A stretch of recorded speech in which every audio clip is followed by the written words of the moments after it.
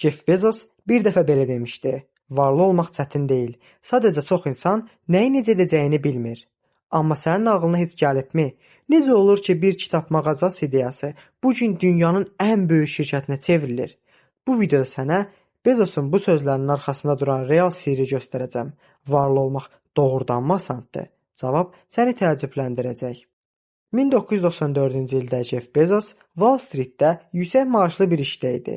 Əgər çox insan kimi davransaydı, indi sadəcə rahat yaşayan bir mühəndis olardı. Amma o, rahatlığı yox, risk etməyi seçdi.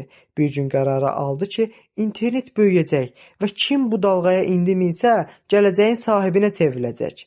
O, avtomobilinin qarajında Amazonu yaratdı. Bəli, hər şey bir qarajda, sadə bir ideyadan başladı. Kitabları onlayn satmaq. Bezosun məqsədi sadəcə kitab satmaq deyildi. O sistem yaratmaq istəyirdi. Sistem sənin yerinə işləyən bir mexanizmdir. İlk illərdə özü qutuları paketləyir, sifarişləri yazırdı. Amma məqsədi orada qalmaq yox, bu işi öyrənməkdir. Bir çox insan pul qazanmağa fokuslanır. Bezos isə pul gətirəcək sistemə fokuslandı. Məhz buna görə o, indi işləməsə belə milyardlarla dollar qazanır. Bezos düşünürdü ki, zənginlik təkcə ağıllı olmaqdan gəlmir. Əsl zənginlik doğru istiqamətdə davamlılıqdır. Çoxları 3 ayda nəticə istəyir, amma Bezos illərlə mənfəətsiz işləyib. O, qısa nəticələri yox, uzun oyun oynadı. Bu gün insanlar soruşur, o necə bu qədər varlandı?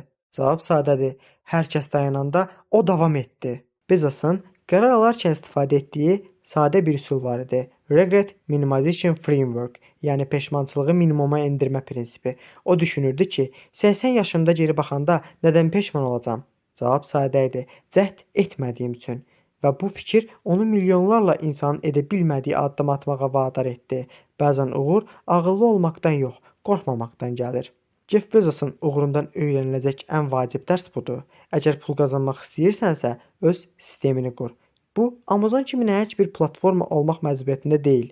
Bir YouTube kanalı, bir onlayn kurs, bir mini brend də sənin sistemindir. Çünki sistem sən yatanda belə işləyən bir gəlir qaynağıdır. Gündə 8 saat işləmək səni varlı etməz, amma sənin yerinə işləyən ideya səni azad edər. Bezos deyirdi, əgər düşüncə tərzini dəyişməsən, gələcəyin də dəyişməyəcək. Bu söz sadə səslənir, amma çox dərin mənası var.